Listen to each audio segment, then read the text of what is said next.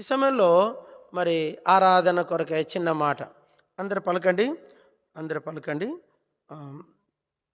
మీరు పులిపిండి లేనివారు గనుక క్రొత్త ముద్దవుటకై ఆ పాతదైన పులిపిండిని తీసి పారవేయుడి. రెండు రెండు రెండు ముద్దల గురించి మాట్లాడుతున్నాడు. క్రొత్త ముద్ద, పాత ముద్ద. లేకుంటే కొత్త పిండి, పాత పిండి. పాత పిండిని ఇక్కడ బైబిల్ భాషలో పులిపిండి అన్నాడు. ఏమన్నాడు? పులిపిండి. క్రొత్త పిండినేమో క్రొత్త ముద్ద అన్నాడు. సరే, ఇప్పుడు ఏమిటి ఈ మాట అంటే, ఇజ్రాయెల్ దేశంలో ఒక పండుగ చేస్తారు. ఏమిటి ఆ పండుగ అంటే పులియని రొట్టెల పండుగ. ఏం పండుగ? పులియని రొట్టెల పండుగ. మనకి యోహాను సువార్తలో ఆ మాట వస్తుంది. ఈ పులియని రొట్టెల పండుగలో వారు పులియని రొట్టెలు చేస్తారు. అంటే అంటే వాళ్ళు ఏం చేస్తారంటే, మనకు మత్తయి సువార్త 13లో కూడా ఉంది. ఒక ఆమె 3 కుంచెముల పిండిని పులిసినటువంటి చూడమాట. మత్తయి సువార్త 13వ అధ్యాయము. మత్తయి సువార్త 13వ అధ్యాయం 33వ వచనం. ఆయన మరొక ఉపమాన వారితో ఇలాగ చెప్పాను. పరలోక రాజ్యం ఒక స్త్రీ తీసుకొని పిండంతయు పులిసి పొంగు వరకు 3 కుంచెముల పిండిలో దాచిపెట్టిన పుల్లని పుండిని పోలి ఉన్నది. ఇజ్రాయెల్ దేశంలో వాళ్ళు చేసే ఒక పద్ధతి ఏంటంటే, రొట్టెలు పులిసిన రొట్టెలు చేస్తారంట. 3 కుంచెములు 3 కుంచెములు అంటే మరి ఒక కొంచెం వచ్చి 2.5 సేరు ఉండొచ్చంట. ఒక కొంచెం వచ్చి 2.5 సేరు అంటే దాదాపుగా అంటే 3 కొంచెములు అంటే 6 + 7.5 కిలో 7.5 కేజీల పిండిని బాగా పులిసి మెత్తగా పిసికి దాన్ని ఒక ముద్దగా చేసి దాచిపెడతారంట. ఏం చేస్తారంట? మీరు దాచిపెడతారంట. కొంచెం ఈస్ట్ కలుపుతారన్నమాట. ఈస్ట్ అంటే అది పులియడానికి. అంటే మనం ఇప్పుడు దోశలకు పిండి కలిగినట్లుగా కొద్దిగా దాంట్లో సద్దన్నం కలుపుతారు కొన్ని చోట్ల. కలిసి పొద్దున కల్లా ఆ పిండి అంతా కూడా ఏమైపోతుంది? పులిసిపోయి పొంగుతుంది. ఇట్లా దాన్ని దోశకి వాడతారు. అయితే ఇజ్రాయెల్ దేశంలో ఈ పద్ధతి ఉంది. వాళ్ళు ఏం చేస్తారంటే, పులిసిన పిండిని 3 కుంచెముల పిండిని బాగా కలిపి దాంట్లో కొద్దిగా ఈస్ట్ అంటే పులియడానికి, అంటే సోడా అంటారో మరి మీరేమంటారో, ఈస్ట్ కలిపి దాన్ని గుడ్డలో ఇట్లా ఆ గిన్నెలో కలిపి గుడ్డలో కట్టి మూత పెట్టి దాచిపెడతారండి. అంటే ముందు రోజు రాత్రి రేపటికల్లా అది పులిసిపోయి కమ్మటి వాసన వస్తుంది. దాంతో రొట్టెలు చేసుకుంటారు, పులిసిన రొట్టెలు. అయితే ఇప్పుడు యేసుక్రీస్తులో మనం ఎవరమని చెప్పండి? మనం పులిపిండియే అంటే అది ఒక మాట చెప్పండి. ఇక్కడ మనం అర్థం చేసుకునేకి అది పాత నిబంధన పద్ధతులలో సున్నతి ఉంది, తర్వాత బలులు ఉన్నాయి, తర్వాత అర్చన ఆచారాదులు ఉన్నాయి, వారికి దేవాలయం ఉంది, వారికి ఇజ్రాయెల్ దేశంలో ఉండవలసిన ఆ యొక్క పద్ధతులు ఉన్నాయి. అవన్నీ కూడా ఏంటివంటే పాత పిండి. అది ఏం పిండి చెప్పాలి? ఏం పిండి? పాత పిండి. మనం ఎవరం ఇప్పుడు? క్రొత్త పిండి, కొత్త ముద్ద. పాత పిండిలో ఏమేమి ఉన్నాయి చెప్పండి? చెప్పండి. సున్నతి. కొంచెం మీకు అర్థమవుతుంది. పాత పిండిలో ఏమేమి ఉన్నాయి? సున్నతి, అర్చన ఆచారాదులు, బలులు, దేవాలయము, నిబంధనలు, వాగ్దానములు, పాత నిబంధన వాగ్దానములు, ఆచారములు, తర్వాత వారికి పరిశీల నీతి, శాస్త్రుల నీతి, అవి కూడా ఉన్నాయి. ఇవన్నీ కలిస్తే పాత నిబంధన అనేటువంటి పాత ముద్ద. ఆ ముద్ద అలా ఉంది. ఇప్పుడు కొత్త నిబంధనలో ఏమన్నాడు చెప్పండి? చెప్పండి, ఒక మాట చెప్పండి. మనకిప్పుడు ఎవరు వినట్లే. మనకిప్పుడు సున్నతి లేదు, అర్చన ఆచారాదులు లేవు, బలులు లేవు, మొక్కుబడులు లేవు, దేవాలయం లేదు, ఆ నిబంధనలు, పాత నిబంధనలు లేవు. ఏమీ లేకుండానే మనం చక్కగా పరలోకం పోతామంటున్నాం. మనం ఇప్పుడు ఏమంటున్నాము? అందరు చెప్పండి. మనం ఇప్పుడు ఇశ్రాయేలీలతో సహపౌరులము అంటున్నాం. మనం ఎవరు అంటున్నాం ఇప్పుడు? ఇశ్రాయేలీలతో. ఇది ఎలా సాధ్యము? పాత నిబంధన ఏంటి? అవన్నీ చెప్పాను, మళ్ళీ అవన్నీ చెప్పలేను ఇప్పుడు. అన్నిటికంటే ముఖ్యమైనది ఏంటంటే సున్నతి, దాంట్లో ముఖ్యమైనది బలులు, దాంట్లో ముఖ్యమైనది దేవాలయం, దాంట్లో ముఖ్యమైనది ఆచారములు, దాంట్లో ముఖ్యమైనది పండుగలు, ఒకటి కాదు, వాళ్ళకి అమావాస్య పండుగ ఉంది, పున్నమి పండుగ ఉంది, పితృపారంపర్యమైన ఆచారములు ఉన్నాయి. ఒకటి కాదు, ఎన్నో ఉన్నాయి. అయితే ఇప్పుడు క్రీస్తు యేసులో మనకి ఇప్పుడు ఏమైనాయి? ఇప్పుడు క్రీస్తును మన పస్కా బలి పశువు వధించబడిన గనక పాతదైన పులిపిండిని తీసి పారవేయడి. మళ్ళీ ఇప్పుడు ఆ పాత తీసుకొచ్చుకోకండి. మళ్ళా సున్నతి, మళ్ళా ఆచారములు, మళ్ళా బలులు, మళ్ళా వాళ్ళు పాత నిబంధనలో భార్య చనిపోయినా, భర్త చనిపోయినా, లేక పిల్లలు చనిపోయినా వాళ్ళు వెంటనే గుండు కొట్టించేవాళ్ళు. ఏం చేసేవాళ్ళు? యోబు ఏం చేశాడు చెప్పండి? యోబు ఏం చేశాడు? వెంట్రుకలు గొరిగించుకున్నాడు. తన ఇంట్లో మరణం వస్తానే గొరిగించుకున్నాడు. వాళ్ళు ఎన్నో ఉన్నాయి వాళ్ళకి పాత నిబంధనలు. ఒకటి కాదు చెప్తే దాని మీద ఒక లేవీ కాండము, ద్వితీయోపదేశ కాండం, నిర్గమాకాండం, ఈ 3 గ్రంథాలు ఆ పాత నిబంధనను గురించిన పునాదులు. అర్థమైంది మీకు? పాత నిబంధన గురించిన పునాదులు ఎక్కడున్నా చెప్పండి? ఆదికాండం, నిర్గమాకాండం, లేవీకాండం, ద్వితీయోపదేశ కాండం. ఈ 4 గ్రంథాలు ఆ నిబంధనల గురించే రాయబడి ఉన్నాయి. ఒకటి కాదు. పవిత్రము, అపవిత్రము, కుష్ఠరోగి గురించి 3 అధ్యాయాలు రాశాడు.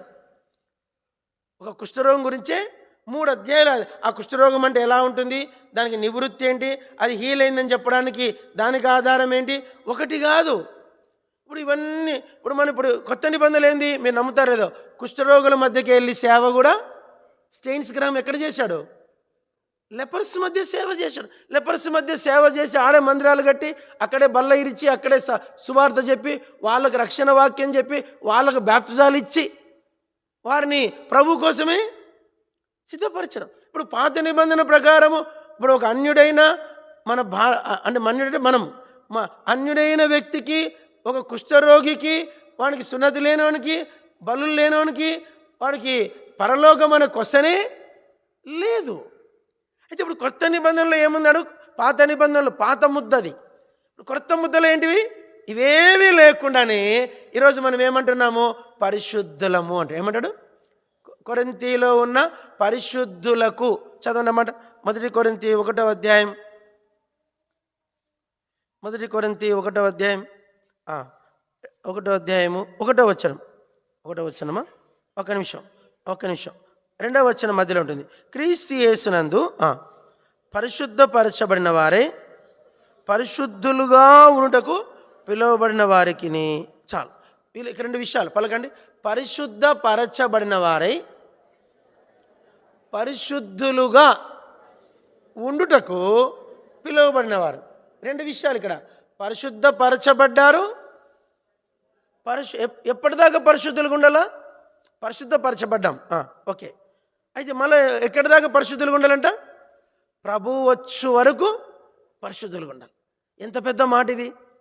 ఇదేదో 2 రోజుల నుండి ఊడిపోయే విశ్వాసం కాదు, 2 రోజుల నుండి పోయేటువంటి పరిశుద్ధత కాదు. ఒకసారి విశ్వాసములోనికి, ఈ పరిశుద్ధతలోనికి మనము ప్రవేశించిన తర్వాత ఈ పరిశుద్ధత మన ఇద్దరి నుంచి కదలనే అది అలాగే ఉంటుంది. ఎవరు దొంగలించినాడు దానికి? ఎన్ని రకాలుగా శత్రువు మన మీద దాడులు చేస్తున్నా మన పరిశుద్ధతను వాడు, ఎందుకంటే మనం ఎప్పుడు తప్పిపోతాం, వెంటనే యేసుప్రభు దగ్గరికి వచ్చి ఆయన మనం నమ్రతతో బతిమాలుకొని శరణు కోరుకుంటానే మళ్ళీ మనకి ఏమిస్తున్నాడు? కృప ఇస్తున్నాడు. ఆ కృపే పరిశుద్ధత. అదిగో భక్తుడు ఏం రాశాడంటే, ఈ పరిశుద్ధత పలకండి, ఈ రక్షణ, ఈ నీతి నేను పోగొట్టుకుంటే పోయేది కాదు. నేను పోగొట్టుకుంటే పోయేది కాదు. అట్లయితే ఎప్పుడో పోవు మనకు. కానీ ఇప్పుడు మనం పోగొట్టుకుంటే పోయేది ఇది కాదు. ఇది అయితే బైబిల్లో ఇప్పుడు మనము కొత్త విషయం నేర్చుకోవాలి. ఏంటంటే అందరూ పలకండి, ఇప్పుడు క్రీస్తు యేసునందు క్రొత్త ముద్ద. ఏ ముద్ద ఇది? కొత్త ముద్ద. New is a new food. కొత్త ముద్ద. ఈ కొత్త ముద్దలో ఏమేమి ఉన్నాయో ఒకసారి అన్నీ చదువుకుందామా?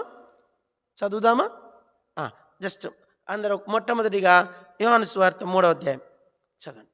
యోహాను సువార్త 3వ అధ్యాయం అందరం చదువుకో. 3వ అధ్యాయము 3వ వచనం అందరూ. అందుకే యేసు అతనితో జాబేజ్ బైబిల్ తీయట్లే. చదవండి. మొదటి యోహాను సువార్త 3:3. అందుకే యేసు అతనితో, ఒకడు క్రొత్తగా జన్మించితేనే కానీ, గుర్తుపెట్టుకోండి, ఇదేం జన్మ? క్రొత్త జన్మ. అది రాసుకోండి. వీలైతే కొన్ని చెప్తాను, ఒక 10 చెప్తాను, వీలైతే రాసుకోండి. క్రొత్త జన్మ. 2 చదవండి. 2 కొరింథీ 5వ అధ్యాయం.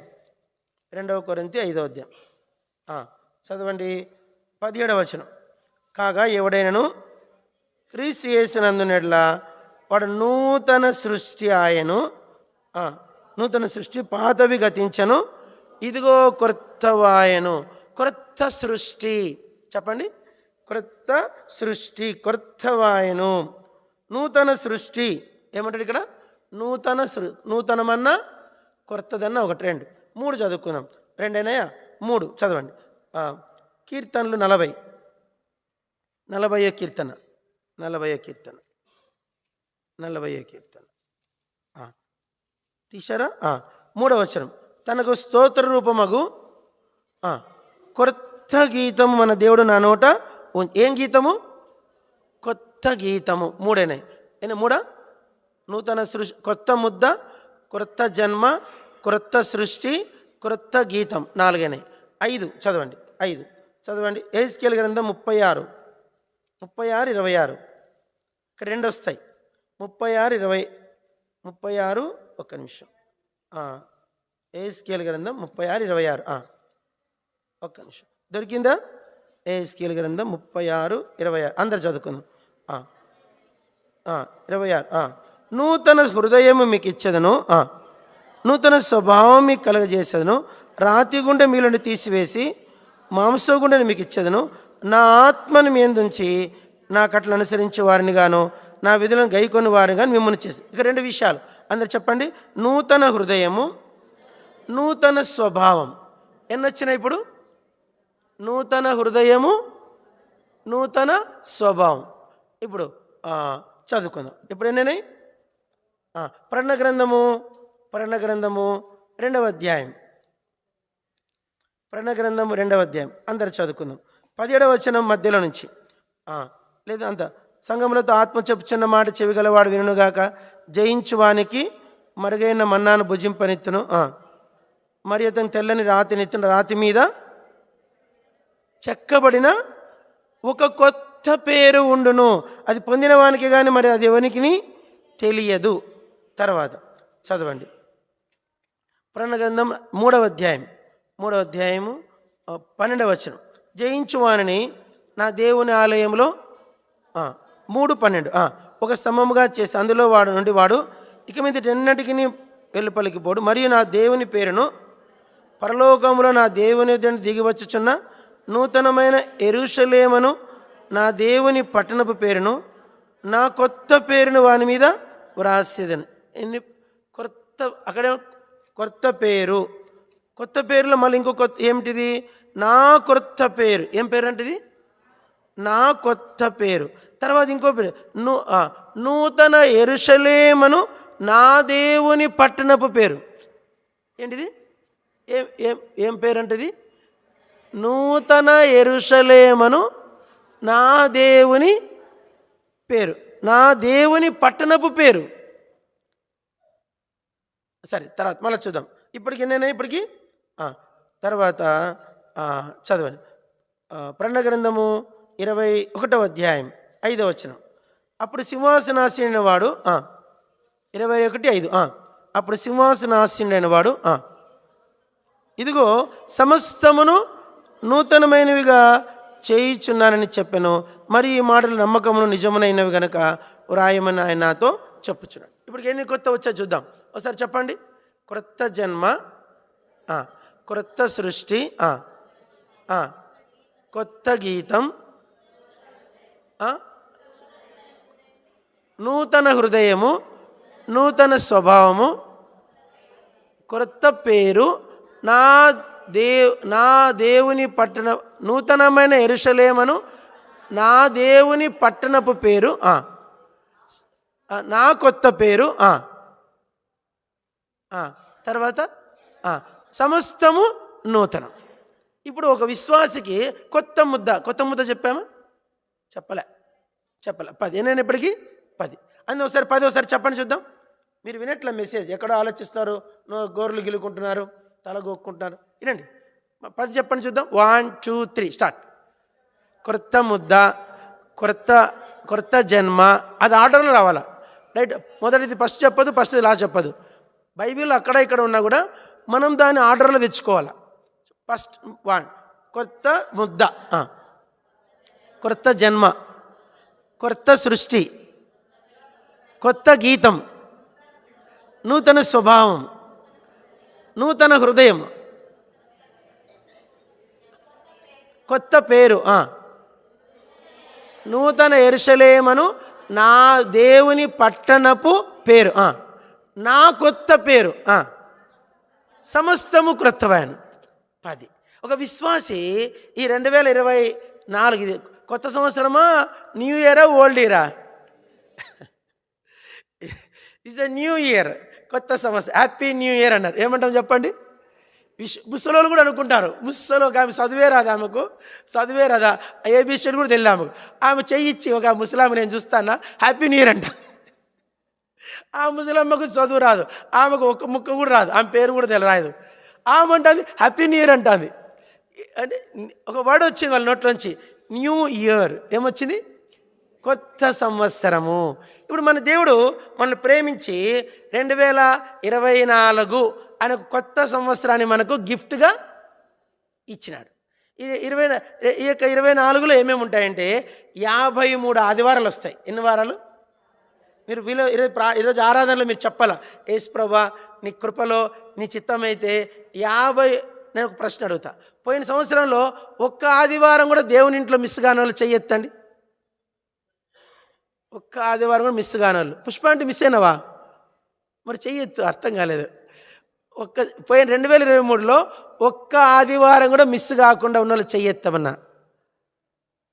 Very good. Thank you. దేవుడు మళ్ళీ దీవించుగాక. మనం ఏదో ఇంపార్టెంట్ అనుకుని ఒక్క వారం మిస్ అయినా ఇంకా అది కొరతతో అయిపోతుంది. ఈ 2024 మీకు నేను చెప్తున్నాను, మీ ఆరాధనలో ఇది కూడా ఆరాధనే. ఒక్క ఆదివారము కూడా దేవుని ఇల్లు మిస్ కాకుండా ఒక సంవత్సరం అంతా 53 ఆదివారాలు దేవుని ఇంట్లో కనబడ్డానంటే నువ్వు ఆరాధించినట్లే. చెప్పండి, నువ్వేం చేసినట్లు? ఆరాధించినట్లే. ఒకవేళ నువ్వు ఆరాధన చేయకపోయి ఉండొచ్చు నోటితో, ప్రభు దృష్టిలో నువ్వేం చేసినట్లు?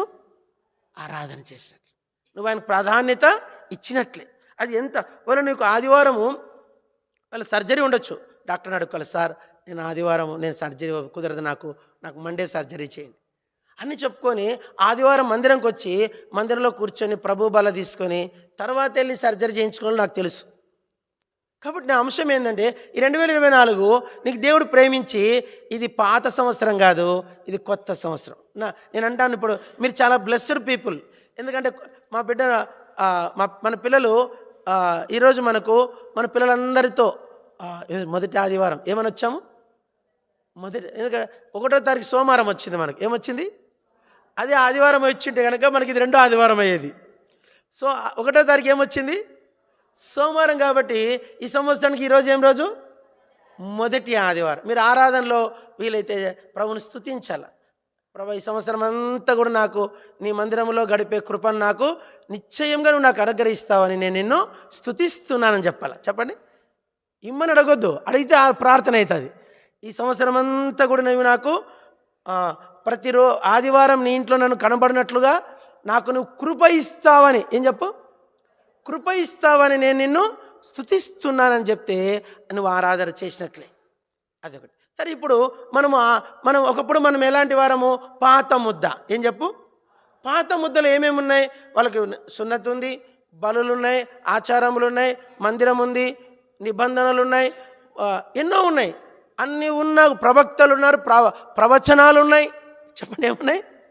ప్రవక్తలు ఉన్నారు, ప్రవచనాలు ఉన్నాయి. ఇన్ని ఉన్నా కూడా వాళ్ళు దేవుని సంతోష పెట్టలేకపోయారు. వాళ్ళు దేవుణ్ణి చెప్పండి ఏం చేయలేకపోయారు? మీరు చదవండి, చాలిస్తే ఎంత భయంకరమో చెప్పలేం. వాళ్ళకి ఎన్ని మారులు ఎన్ని మార్లు వారికి ప్రత్యక్షమై మాట్లాడినా కూడా ఆ ఇజ్రాయేల్ 40 ఏళ్ళ చరిత్రలో నేను లెక్కేసుకున్నాను, దాదాపు ఎన్నిసార్లు దేవుడు ప్రత్యక్షమవుతాడో చెప్పలేను. ఈ సంఖ్యాకాండం చదువుకోండి. సంఖ్యాకాండంలో 33, 34 అధ్యాయాలు, 2 అధ్యాయాలు చదివితే మీకు తెలుస్తుంది. ఆ 2 అధ్యాయాల్లో దేవుడు ఇశ్రాయేలుకి ఎన్నిసార్లు ప్రత్యక్షమయ్యాడో ఆ లిస్ట్ ఉంది ఆడ. అలా అంటే అన్ని చోట్ల వాళ్ళని దేవుడు నడిపించాడు. అన్ని మార్లు ప్రత్యక్షణ కూడా వారు దేవునికి ఇష్టలుగా ఉండలేకపోయారు. 2 మాత్రమే, ఒక యెహోషువ, కాలేబు. మిగతా వాళ్ళంతా రాలిపోయారని రాయబడింది. నా అంశం మీద 6 లక్షల మందిలో 2 అంటే ఏందండి? ఎంతమంది అంట? 6 లక్షల మందిలో 2 దేవుని వారు దేవుని లెక్కలోకి వచ్చారు. అంటే 5,99,998 మంది అవుట్. అంటే ఎర్ర సముద్రం దాటి వచ్చిన బలవంతులైన మగవాళ్ళలో 6 లక్షల మంది వాళ్ళు. అందరూ కాదు ఇక్కడ జనం, అందరూ వేసుకుంటే ఇంకా భయం అవుతుంది. 6 లక్షల మంది బలమున్న కుర్రోళ్ళలో, యవనస్తులలో 2 దేవుని రాజ్యాన్ని ఆ కణాల్లోకి, మిగతా వాళ్ళంతా రాలిపోయారు. ఇప్పుడు మనకు అర్థం ఏంటంటే వాళ్ళ దగ్గర అన్నీ ఉన్నా కూడా దేవుడు అన్నిసార్లు ప్రత్యక్షమైన వారు దేవునికి సంతోషపరచలేకపోయారు. ఈరోజు మనకు యేసుప్రభు ప్రత్యక్షం కాలే. ఎవరికి ప్రత్యక్షం ఏంటో చెయ్యొత్తండయా? ఏమంచి నీకు ప్రత్యక్షం ఏంటో యేసుప్రభు? ఎవరికి దేవుడు ప్రత్యక్షము కాలేదు. ఎవరైనా ప్రత్యక్షమని చెప్తే అబద్ధం అది. ఎవరికో సాధు సుందర్ సింగ్ ఒక్కరికి ప్రత్యక్షమయ్యాడు నాకు తెలిసి. ఈ మధ్య 100 ఏళ్లలో నాకు తెలిసి ఒక్కరికే. ఎవరికి? అతను సాధు సుందర్ సింగ్. ఇంక నాకు తెలిసి ఇంకెవరికి ప్రత్యక్షమైనట్లుగా మనకు భక్త్ సింగ్ గారు కూడా ప్రత్యక్షం కాలే. విశ్వాసంతోనే భక్త్ సింగ్ గారు రక్షణలోకి వచ్చాడు. కాబట్టి ఇప్పుడు కొత్త నిబంధనలో దేవుని ప్రకారం మనకు నిబంధనలు లేవు, తర్వాత బలులు లేవు, మందిరాలు లేవు. ఇది మందిరం కాదండోయ్, ఇది మనం కూడుకోవడానికి కట్టుకున్నటువంటి ప్రార్థనా మందిరం. నిజమైన మందిరం ఎవరము? మనమే. కాబట్టి ఇప్పుడు కొత్త నిబంధన ప్రకారము ప్రభా నాకు నువ్వు పాత నిబంధనలో వారికి అన్నీ ఇచ్చిన వారిని సంతోషపరచలేకపోయారు. ఆ పాత ముద్దను ఏం చేయమంటాను? ఇప్పుడు తీసి పారవేయడి. నాకు అది అవసరంలే. ఎందుకంటే వాళ్ళతో నేను ఏగి విసిగిపోయినా. వారి బలులు నాకు అసహ్యమాయను. వారి బలులు ఏమైనా ఏంటి అనుకో? అసహ్యమైన ఏంటి? నేను వారిని రోసివేసినట్టు. అంటే రోసివేసడం అంటే ఇక ఇసి ఒక మాట బైబిల్లో ఇసి. అందరు చెప్పండి ఇసి. ఇసి అంటే ఏంది? వాళ్ళు ఎట్లా అయిపోయారు? ఇసి. అసహించుకునేంత పరిస్థితి వచ్చిందంటే వాళ్ళ విషయమే. వాళ్ళని ఇక దేవుడు క్షమించడానికి వీలు లేనంతగా వారికి శిక్ష 70 ఏళ్ళు చెరకు అప్పగించాడు, అందరిని వధించాడు. వాళ్ళ చరిత్ర మళ్ళా గుర్తు చేసుకోవడం కూడా దేవునికి ఇష్టం లేదు. క్లియర్గా ఉందన్నమాట. తీసి పరవేడు. ఆ పాత ముద్దను తీసి పరవేడు. ఏం మాట అండి? ఇప్పుడు మనం ఎవరము? క్రొత్త ముద్ద. ఈ క్రొత్త ముద్దలో నిబంధనలు లేవు, సున్నతి లేదు, ఆచారములు లేవు, బలులు లేవు, దేవాలయం లేదు. తీర్థయాత్రలు సంవత్సరానికి 3 సార్లు యెరూషలేముకు పోవాలా, అది ఖచ్చితంగా. సంవత్సరానికి 3 సార్లు యెరూషలేముకు పోవాలి. నిబంధనలు అది కట్టడది. అన్ని పెట్టిన అవన్నీ ఇప్పుడు లేవు మనకు. యెరూషలేము పోవాలన్న ఆజ్ఞ కూడా మనకి ఇప్పుడు లేదు. ఇప్పుడు ఉన్నది ఏంటంటే క్రొత్త ముద్ద. ఈ క్రొత్త ముద్దలో ఏమున్నాయి? నూతన జన్మ ఉంది. ఏముంది? నూతన జన్మ. అక్కడ యేసు ప్రభు ఒక మాట చెప్పాడు నికోదేముతో, ఒకడు క్రొత్తగా జన్మించితేనే కానీ దేవుని రాజ్యంలో ప్రవేశింపడని మీతో నేను నిశ్చయంగా. ఈ క్రొత్త జన్మ అన్న దాని దగ్గర ఒకటినిచ్చాడు. ఒకటి ఎవరైనా చదవండి. ఆ ఒకటి కింద ఆన్సర్ ఏమిచ్చాడు? ఒకడు పైనుండి జన్మించితేనే కానీ దేవుని రాజ్యంలోనికి ప్రవేశించాడు. క్రొత్త అనకాడ ఒకటి ఉందండి, ఉందా లేదా? యోహాను సువార్త 3:3లో క్రొత్తగా జన్మించి పైన క్రొత్త కాడ ఏముంది? కింద పైనుండి. ఇప్పుడు ఈరోజు మనం మందిరంలోకి వచ్చామంటే నిజం చెప్తున్నాను, పరలోకము నుండి ఆ పరమాత్ముడైన నిజమైన దేవుడు మీకు తన్ను తాను ప్రత్యక్షపరచుకున్నాడు. మీకు ఒక విషయం చెప్పనా? మీ తల్లి గర్భములో మీరు పేగు తెంచుకొని ఈ లోకానికి ఎలా వచ్చారో, పరమాత్ముడు శిలువ మీద మీకు ఆయన తన మరణము ద్వారా మీకు జన్మిచ్చాడు. ఆ జన్మము ఇప్పుడు క్రీస్తులో మన అంతరంగంలో జరిగింది. ఇది నిజం. ఇది లేకుంటే ఈరోజు వచ్చి మీరు దేవుని ఇంట్లో కూర్చునేవారు కాదు. అది మొదటి విషయం. కొత్త జన్మ ఇచ్చావు. ఇప్పుడు మీరు ఆరాధనలు ఏం చెప్పాలా? యేసు ప్రభువా నువ్వు నాకు కొత్త జన్మ ఇచ్చిన. రెండోది ఏమి ఇచ్చాడు? క్రొత్త సృష్టి. ఏంటి? క్రొత్త సృష్టి. ఒకసారి భక్సింగ్ గారు చెప్పారంట, యేసు ప్రభు నా హృదయంలోకి వస్తే 7 కొత్తవి అవుతాయంట. చెప్పండి. నా జన్మము కొత్తది. కొంచెం ప్లీజ్. అసలు ఇంకా మీకు నేను ఏం చెప్పనబ్బా. చెప్పండి. భక్సింగ్ గారు చెప్పిన మాట చెప్పండి.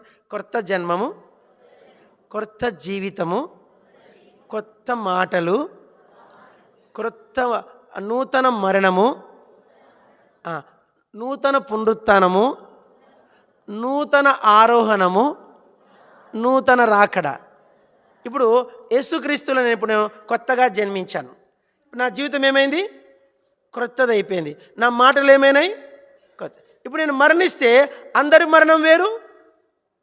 చెప్పండి. మొన్న మా బంధువు మా సొంత నాన్న తమ్ముని కొడుక్కి సువార్త చెప్పిన. వాడు నమ్ముకున్నాడు, చర్చికి కూడా వచ్చాడు. కానీ ముస్లిమ్స్ అందరు వచ్చి ఇంటికి దాడి చేశారంట.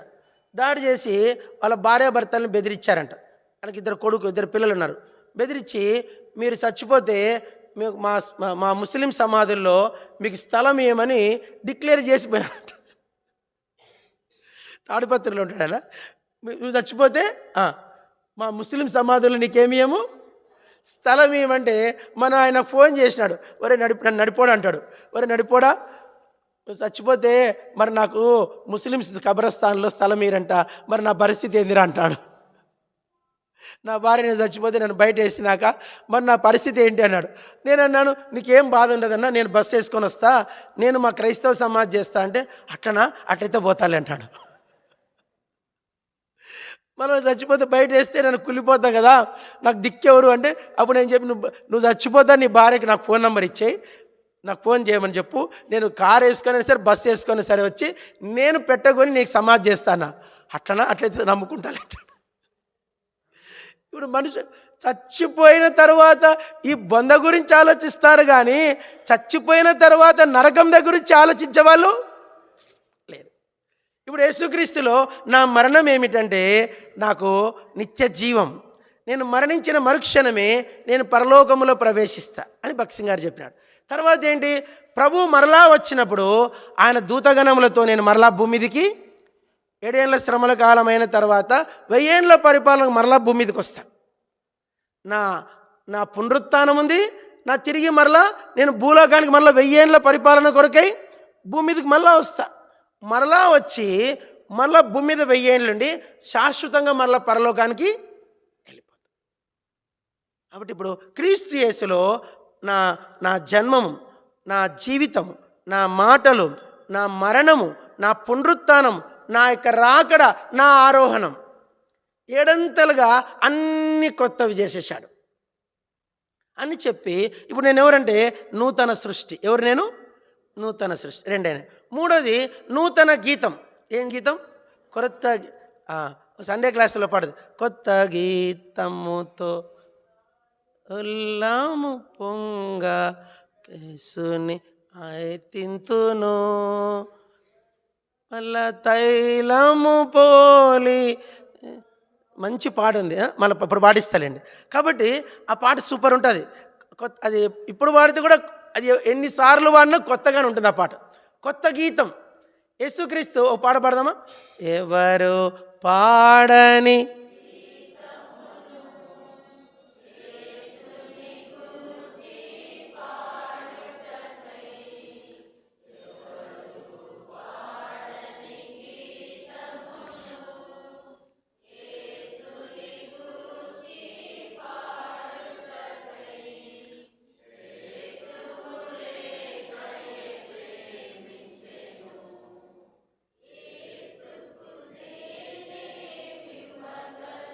కాబట్టి కొత్త గీతము నా నోట. కొత్త గీతము నా నోట ఉంచకముందు 2 పనులు చేశారంట యేసుప్రభు. ఒకటి ఏంటంటే జిగటగల దొంగ ఊబిలో నుంచి నన్ను పైకి లేవనెత్తి బండ మీద నన్ను నిలబెట్టాడండి.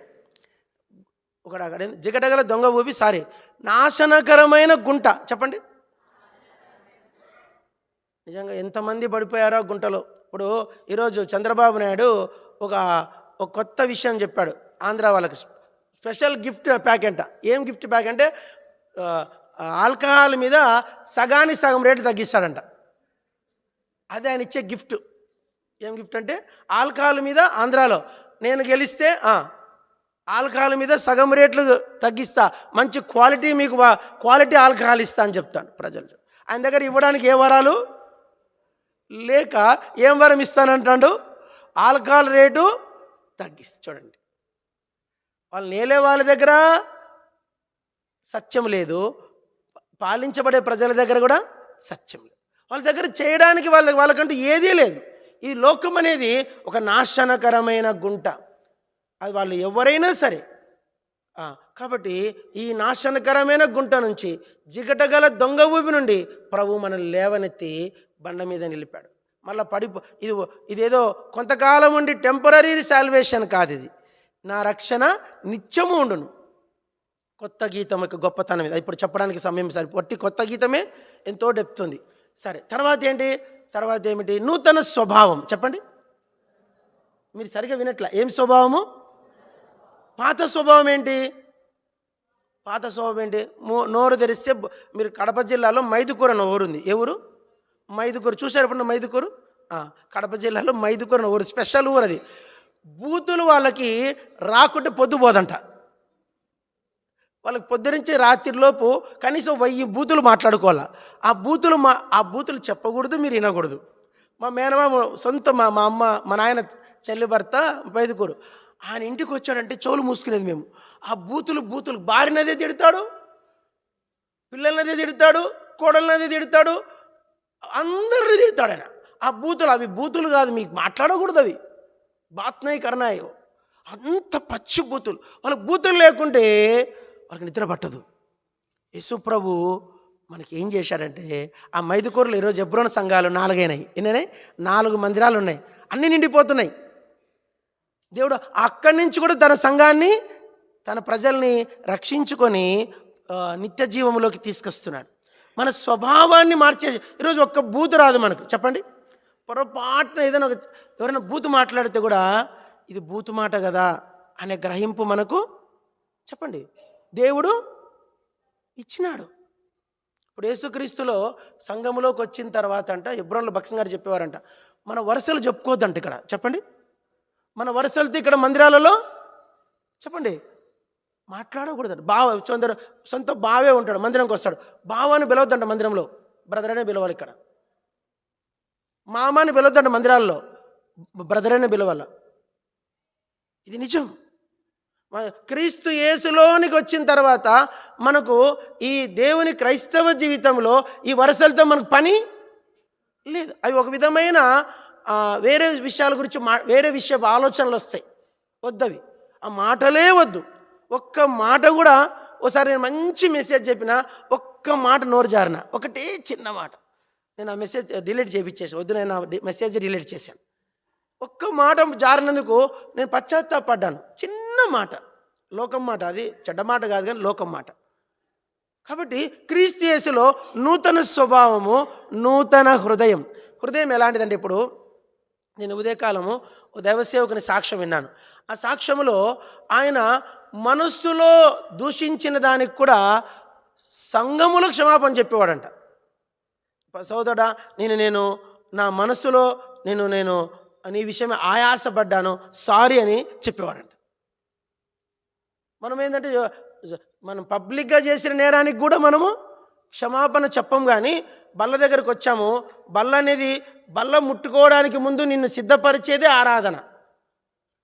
కాబట్టి నూతన హృదయములో కూడా ఎవరి మీద మనకు ఆయాసము ఉండరాదు. ఉండి నువ్వు ఆరాధన చేస్తే అది నిష్ప్రయోజనము, నువ్వు కొట్టివేయబడతావు. కాబట్టి ఈ ఆరాధన అంత ప్రశస్తమైనది. నూతన హృదయములో నుంచి వచ్చే ఆరాధన. ఒక మాట చెప్పన, ఒక మాట అన్న చెప్పాడు. చెప్పండి, యేసుక్రీస్తు స్వరూపమునకు వేరైనది లేక వ్యతిరేకమైనది అది ఏదైనా అది పాపమే అంట. మీకు అర్థమైందో లేదు? యేసుక్రీస్తు స్వరూపమునకు వ్యతిరేకమైనది అది ఏదైనా కూడా అది పాపమే. మీకు అర్థమైందో లేదో?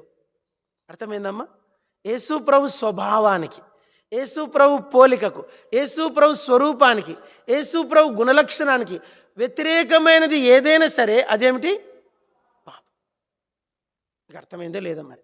కాబట్టి నూతన హృదయం యొక్క ప్రశస్తత అది, దాని పరిమళం అంత గొప్పది. తర్వాత కొత్త పేరు. ఇదేమిటి కొత్త పేరు? ఇప్పుడు నాకు మీకు కూడా కొత్త పేర్లు యేసుక్రీస్తులో మనకి ఇక్కడ అనుగ్రహిస్తాడు, అక్కడ అనుగ్రహిస్తాడు. ఇక్కడ ఇచ్చాడు, అక్కడ కూడా ఇచ్చాడు. అక్కడ కూడా మనకు శాశ్వతంగా ఇస్తాడు. అక్కడ 4 కొత్త పేర్లు ఉన్నాయి. అందరు చెప్పండి, 4, 3 చూద్దాం. కొత్త పేరు, నూతనమైన యెరూషలేమును నా దేవుని పట్టణపు పేరు, నా కొత్త పేరు. ఎన్ని పేర్లు అండి ఇప్పుడు? కొత్త పేరు. అది పొందిన వానికే కానీ మరెవరికి. ఇప్పుడు నేను నా సెల్ ఫోన్లో శామ్యూల్ అనేది డేటా ఉంది, శామ్యూల్. నేను శామ్యూల్ని కొడతానే దగ్గర నా సెల్ ఫోన్లో ఒక 60 శామ్యూల్లు వస్తాయి. ప్రపంచంలో ఎక్కువ మంది క్రైస్తవులు పెట్టుకునే పేరు ఏం పేరు? శామ్యూల్. లేదంటే మరియా, మేరీ కూడా ఎక్కువ ఉంటాయి. కొన్నిసార్లు కొన్ని సంఘాలలో జయరాజులు ఎక్కువ ఉంటారు. నేను తిరుపతిలో సేవ చేసిన అక్కడ 3 జయరాజుల మందిరంలో, ఎక్కడ పోయినా జయరాజులు ఎక్కువ ఉంటారు. జయరాజులు, మరియలు, తర్వాత శామ్యూలు ఎక్కువ ఉంటారు.